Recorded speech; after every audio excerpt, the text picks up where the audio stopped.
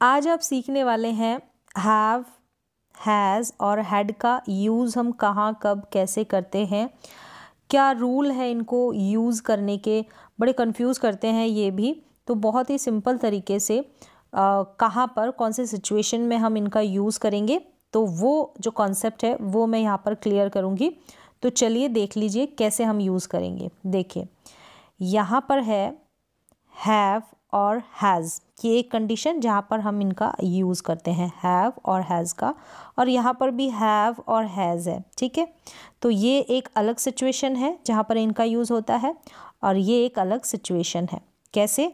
Comparison के साथ है। देखिए पहली तो बात यहाँ पर है कि प्रेजेंट के पोजीशन के लिए, प्रेजेंट के पोजीशन के लिए आपके पास क्या है और क्या नहीं है के सेंस में हम हैव और हैज़ का यूज़ करते हैं प्रेजेंट टाइम में। ठीक है, प्रेजेंट टाइम में विदाउट एक्शन वाले ऐसे सेंटेंसेस आएंगे। नो वर्ब यानी कोई क्रिया यहाँ पर नहीं होगी, कोई काम यहाँ पर नहीं होगा। कोई चीज़ आपके पास है तो हम हैज़ और हैव का यूज़ करेंगे। आपके बॉडी पार्ट्स है ना, उनको बताने के लिए भी आपको हैव और हैज़ का सहारा लेना पड़ता है। रिलेशन मतलब आपके दोस्त है, भाई बहन, ये बताने के लिए भी हम हैव और हैज़ का इस्तेमाल करते हैं। तो ये होता है पोजीशन, आपके पास कुछ है या नहीं है। नेगेटिव भी तो बनेगा ना, तो इस तरीके से यहाँ पर ये हो गई एक सिचुएशन, एक कंडीशन। दूसरा हैव और हैज़ का हम इस्तेमाल करते हैं, ये अलग सिचुएशन है।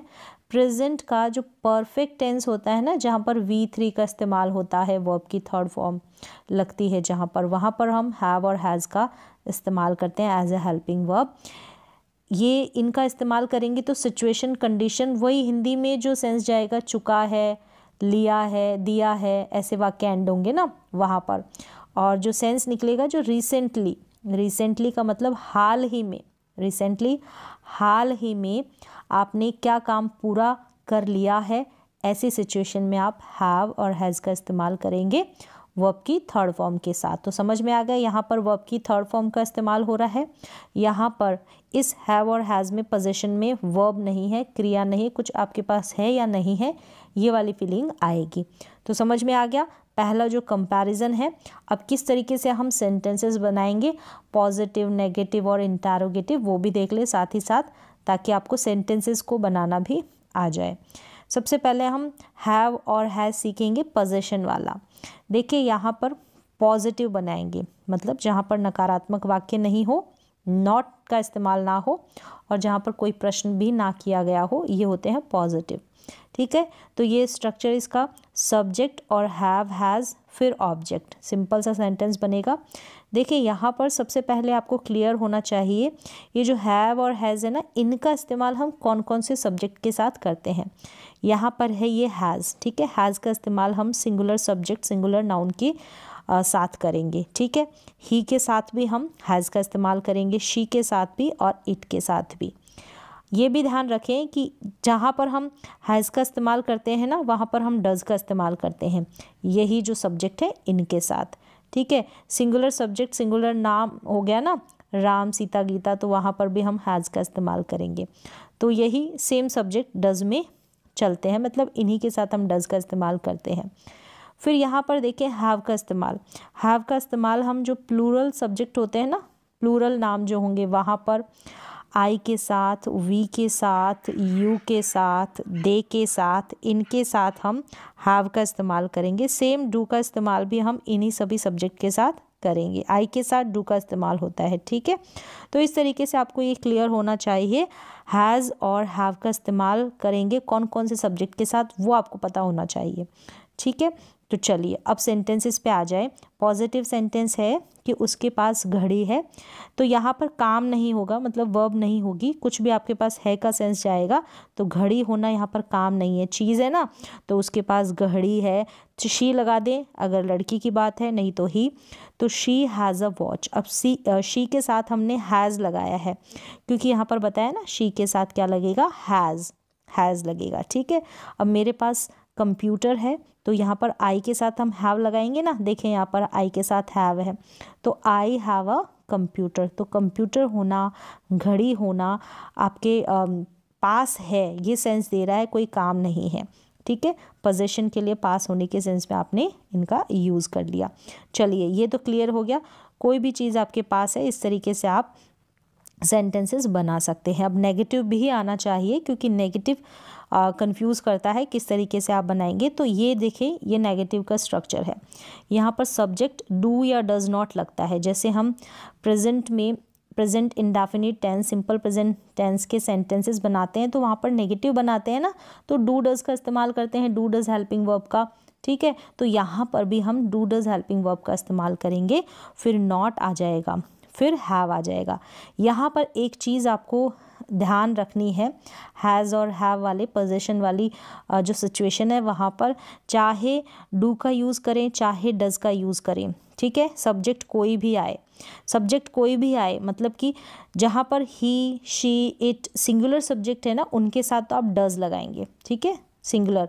और प्लूरल और आई, वी, यू, दे, इनके साथ आप डू लगाएंगे। ये तो आप डू और डज तो सब्जेक्ट के अकॉर्डिंग अप्लाई कर देंगे, ठीक है। यहाँ तक आपको समझ में आ गया। डू और डज को आप सब्जेक्ट के अकॉर्डिंग वहाँ पर अप्लाई कर देंगे। जैसे मैंने यहाँ पर बताया ना आपको कि डू और डज, हैव, हैज़ का इस्तेमाल हम कौन कौन से सब्जेक्ट के साथ करते हैं, यहाँ पर दोनों का बताया ना, तो ये आपको ध्यान होना चाहिए।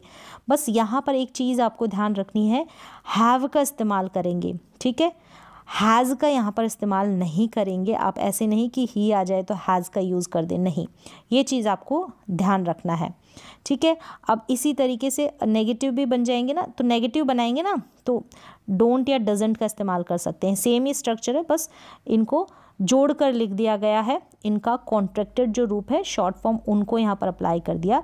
सेम है ये स्ट्रक्चर, ठीक है। इस तरीके से लिखें या इस तरीके से, दोनों।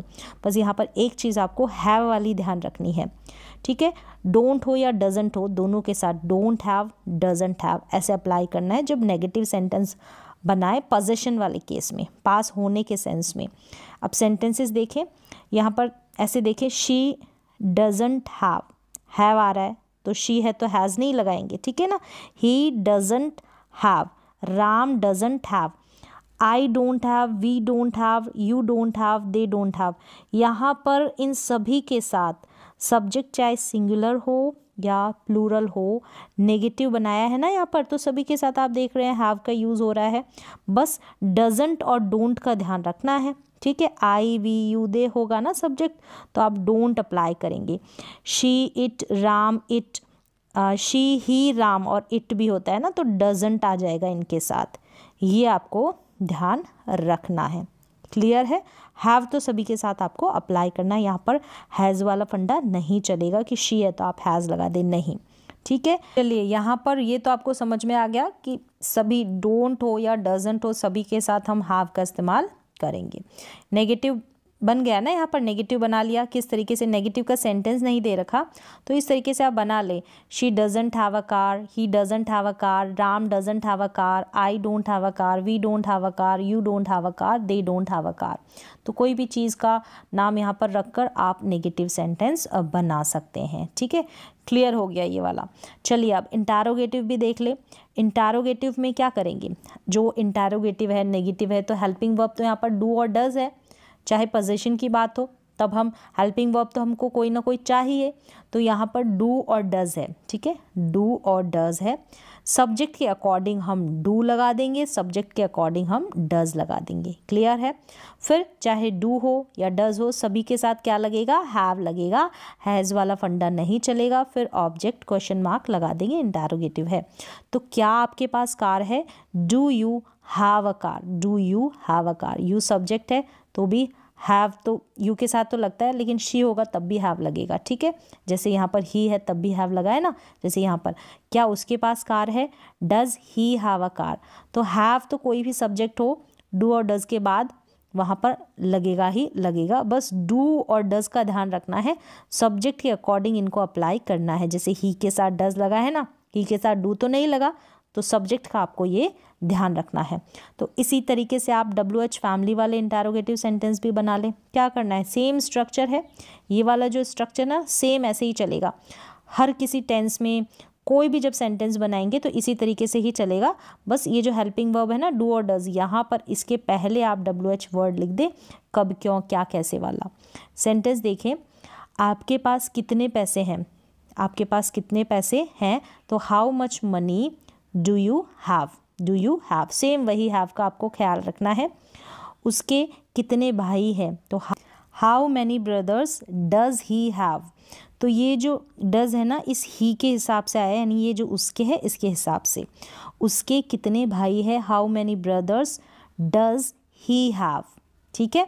तो डज हो या डू, हैव तो सभी के साथ लगेगा, मतलब डज और डू तो आप सब्जेक्ट के अकॉर्डिंग लगा देंगे, लेकिन ही, शी, इट, सिंगुलर, प्लूरल, कोई सा भी सब्जेक्ट हो, हैव सभी के साथ लगेगा पोजीशन वाले सेंस में, ये आपको ध्यान रखना है। राम के पास कौन सी कार है, तो विच, ठीक है। जब WH फैमिली वाला जो क्वेश्चन होगा, इंटरोगेटिव सेंटेंस होगा ना, वहाँ पर आप WH वर्ड स्टार्टिंग में रखेंगे। तो which car does Ram have, तो राम हैव आया है, डज राम के अकॉर्डिंग लगा है, ठीक है। डू नहीं लगाएंगे क्योंकि सिंगुलर नेम होगा ना, वहाँ पर डज का इस्तेमाल होगा, लेकिन हैव का इस्तेमाल आप राम के साथ भी करेंगे। प्लूरल हो तो वहाँ पर भी आप हैव का इस्तेमाल करेंगे। बस ये आपको ध्यान रखनी है, सिचुएशन, कंडीशन समझिए, ये रूल आपको ध्यान में रखना है। तो इस तरीके से ये तो हो गए पोजीशन वाले सेंटेंसेस। अब परफेक्ट वाला भी देख ले, वैसे आपने टेंसेस में पढ़ रखा होगा ये। अब देखिए पॉजिटिव में जो रिसेंटली आपने हाल ही में कोई काम कंप्लीट पूरे कर चुके हैं, तो इस सेंस में आप ये वाला कौन सा, प्रेजेंट परफेक्ट टेंस का इस्तेमाल करेंगे वर्ब की थर्ड फॉर्म के साथ। यहाँ पर भी हैव और हैज़ लगेगा, वर्ब की थर्ड फॉर्म लगेगी। तो यहाँ पर ये स्ट्रक्चर है, ये जो हैज़ और हैव का फंडा मैंने आपको बता दिया, कौन कौन से सब्जेक्ट के साथ आपको इस्तेमाल करना है। देखिए अभी पोजीशन वाला था ना, उसका अपना कॉन्सेप्ट है। यहाँ पर टेंसेस के अकॉर्डिंग आपको ध्यान रखना है, ये प्रेजेंट परफेक्ट का जो टेंस है ना उसमें, तो पोजीशन वाले में कंडीशन अलग थी, तो उसको आप भूल जाए, उसको और इसको मिक्स ना करें। देखिए यहाँ पर क्या होगा, सेंटेंसेस आपको पता है, जब टेंस पढ़ रखे हैं तो आपने हैज़ नॉट, हैव नॉट जब नेगेटिव बनाएंगे, पॉजिटिव तो सेम बना देंगे, हैज़ और हैव के साथ आपको वर्ब की थर्ड फॉर्म का इस्तेमाल करना है। हैज़ का इस्तेमाल आपको सब्जेक्ट के अकॉर्डिंग करना है, ही, शी, इट और सिंगुलर सब्जेक्ट के साथ। हैव का इस्तेमाल आपको करना है आई, वी, यू, दे और प्लूरल सब्जेक्ट के साथ, ये आपको ध्यान रखना है। अब सेंटेंसेस देखें, उसने खाना बना लिया है, उसने तो शी है, ही है तो हैज़ आएगा, फिर वर्ब की third form made food, she has made food. अब इसी को आप नेगेटिव बना लें तो हैज़ के बाद आपको नॉट इंक्लूड कर देना है, उसने खाना नहीं बनाया है तो she has not made food. ये परफेक्ट वाला है प्रेजेंट का, यहाँ पर डू, डज, डिड वगैरह नहीं चलेगा, ठीक है ना। अब आगे देखें, क्या उसने खाना बना लिया है, तो स्ट्रक्चर सेम रहेगा, हैज़ जो हेल्पिंग वर्ब है ना, हैव और हैज़ स्टार्टिंग में आएगी, फिर सब्जेक्ट आ जाएगा, फिर वर्ब की थर्ड फॉर्म, फिर ऑब्जेक्ट। क्लियर है। हैज़ शी मेड फूड, तो यहाँ पर हैव नहीं लगाएंगे क्योंकि शी है ना, इसलिए हैज़ लगाया है। तो यहाँ पर हैज़ और हैव का फंडा आप ध्यान रखें, जैसा चला रहा है वैसा ही चलाना है, यहाँ पर मिक्स ना करें डू और डज को, ठीक है। ये क्योंकि प्रेजेंट परफेक्ट टेंस है और अभी तक आपने सीखा पोजीशन वाला पास होने के सेंस में कैसे हम सेंटेंसेस बनाते हैं, क्या रूल होते हैं। उसने खाना कब बनाया, WH फैमिली वाला है तो स्टार्टिंग में रख देंगे व्हेन, फिर हेल्पिंग वर्ब लगेगी। जब भी WH फैमिली वाला कोई इंटरोगेटिव सेंटेंस बनाए ना आप, तो WH फैमिली के बाद आपको हेल्पिंग वर्ब पुट करनी है, आपको सब्जेक्ट नहीं लगाना है। तो when has she made food, तो इस तरीके से आप सेंटेंसेस बना लेंगे। तो ये हो गया प्रेजेंट का परफेक्ट टेंस। तो मुझे लग रहा है कि आपको हैज़, हैव, हैड इसका जो फंडा है, हैड तो अभी मैंने बताया नहीं, ये हैज़ और हैव का जो कंसेप्ट है वो क्लियर हो गया होगा। अब चलिए हैड का भी सेम ही है, बस हैड में क्या है, हैड का इस्तेमाल हम पास्ट में करते हैं, पोजीशन में भी हैड लेते हैं तो पास्ट में, और परफेक्ट होता है ना पास्ट का तो उसमें भी हैड आता है और वर्ब की थर्ड फॉर्म आती है। क्लियर है। देखें पोजीशन है और ये पास्ट परफेक्ट है, हैड जहाँ आएगा। हैड का यूज़ हम ऑल सब्जेक्ट के साथ करेंगे, इजी है ये, था वाली फीलिंग देगा, और यहाँ पर हैड के साथ वर्ब की थर्ड फॉर्म कर चुका था वाली फीलिंग होएगी यहाँ पर, ठीक है। अब यहाँ पर देखें did not have, did not have, इसको शॉर्ट में लिखें, इसका कॉन्ट्रैक्टेड रूप तो डिडंट हैव आ जाएगा। ये पोजेशन में है, ध्यान रखें, ये पोजेशन में है। तो जब डिड का इस्तेमाल होता है ना, डिड नॉट, आपको पता है पास्ट इंडेफिनिट टेंस में जब हम पॉजिटिव सेंटेंस बनाते हैं तो वहाँ पर तो V2 वर्ब की सेकेंड फॉर्म का इस्तेमाल होता है, लेकिन जब नेगेटिव बनाते हैं तो वहाँ पर हमको सहारा लेना पड़ता है डिड हेल्पिंग वर्ब का, डिड नॉट वाले सेंटेंसेस बनाने के लिए। तो यहाँ पर भी सेम है, जब डिड नॉट आ जाता है ना तो वहाँ पर आपको साथ में वर्ब की फर्स्ट फॉर्म का यूज़ करना है। तो डिड नॉट वाले सेंटेंसेस में आपको हैव का इस्तेमाल करना है, यहाँ पर हैज़ का आप इस्तेमाल ना करें। नेगेटिव में आपको ध्यान रखना है, सेम वही फंडा यहाँ पर अप्लाई होगा। थोड़ा सा आप ध्यान देंगे तो आपको समझ में आ जाएगा। तो पहले हम पोजेशन वाला देख लेते हैं पास्ट का। जैसे कि उसके पास घर था, पॉजिटिव सेंटेंस है तो he had a home, he had a home positive है, यहाँ पर हैड हो गया। ठीक है, अगर ऐसे देखें ना तो हैड तो पास्ट इंडेफिनिट में क्या होता है, वर्ब की सेकंड फॉर्म का इस्तेमाल होता है।